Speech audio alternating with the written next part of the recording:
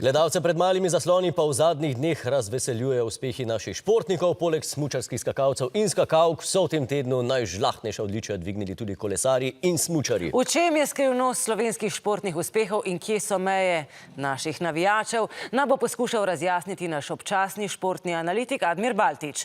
Admir, pozdravljen. Živijo. Admir, slovenske zastave plapolajo visoko.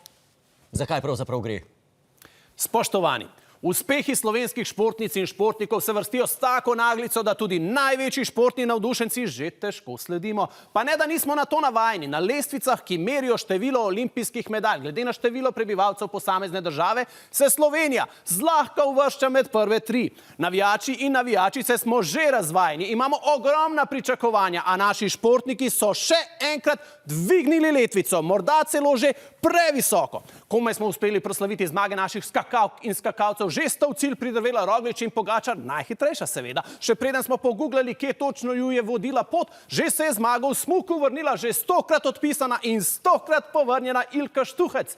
Tina Šutej, Anita Horvat, medalji, pa ani atletika, poletni šport, punce, zima je. Benjamin Šeško, hat-trick v 6 minutah, zakaj pa ne? Dončić je še vedno neverjetni Dončić, navijači ne zmoremo več. Tudi prvi med nami, naš nekdanji predsednik Pahor, se je že utrudil. Še slabo leto nazaj je ponosno vihtel zastavo na vseh športnih dogodkih, zdaj ga že lep čas ni več na tribunah, ker je pregorel.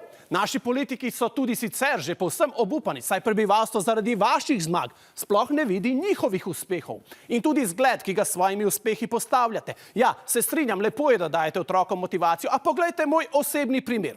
Še včeraj je bila moja hčerka navadna 5-letnica, ki se igra s punčkami in z veseljem gleda risanke tudi 3 ure na dan. Zdaj na igralih pred blokom pleza, skače, se obeša in počne samo že tiste vaje, ki so izrecno prepovedane. Lepo za njo, a kaj to pomeni zame kot starša?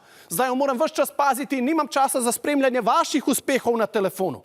Dragi naši športniki, dajmo se zmeniti. Ne vsi naenkrat, dozirajte malo, dajte nam čas, da zadihamo. Komunicirajte med sabo, WhatsApp, Viber, halo Timi, Ilka, tu, kaj boš ti ta teden?